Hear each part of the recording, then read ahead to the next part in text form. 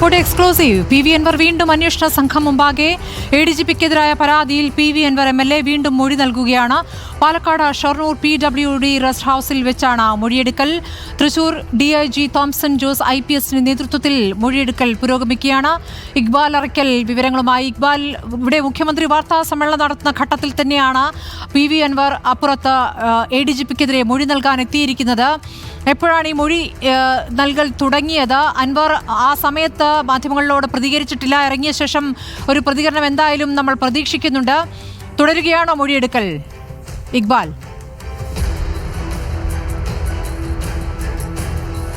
ഏകദേശം 11 മണിയോടുകൂടി തന്നെ ഈ ADGP MR Ajith കുമാറിനെതിരെ PV Anvar MLA നൽകിയ പരാതി അന്വേഷിക്കുന്ന പ്രത്യേക സംഘം ഷൊർണൂർ PWD റെസ്റ്റ് ഹൗസിലേക്ക് എത്തിയിരുന്നു. PV അൻവർ MLAയുടെ രണ്ടാം ഘട്ട മൊഴിയെടുപ്പിന് വേണ്ടിയായിരുന്നു ഈ പ്രത്യേക അന്വേഷണ സംഘം ഷൊർണൂരിലേക്ക് എത്തിയത്.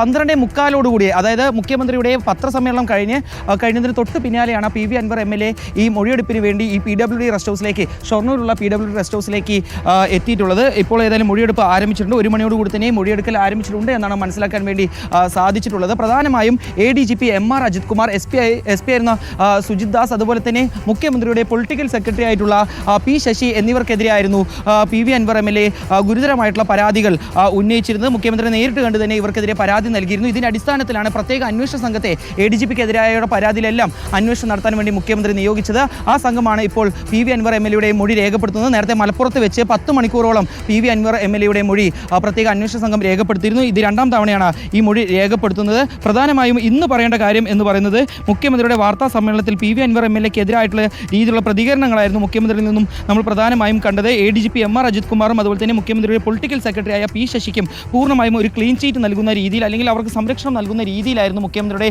പ്രതികരണങ്ങൾ എന്ന് പറയുന്നത്. ഇന്ന് രാവിലെയും PV അൻവർ MLA ADGPക്കെതിരെ വിവിധ രീതിയിലുള്ള ക്രമക്കേടുകൾ ഉന്നയിച്ചിരുന്നു. സാമ്പത്തിക ക്രമക്കേടും അതുപോലെ തന്നെ നികുതി വെട്ടിപ്പ് ഉൾപ്പെടെയുള്ള പരാതികൾ ഇന്ന് രാവിലെ PV അൻവർ MLA നടത്തിയിട്ടുള്ള പത്രസമ്മേളനത്തിലും അദ്ദേഹം ഉന്നയിച്ചതാണ്.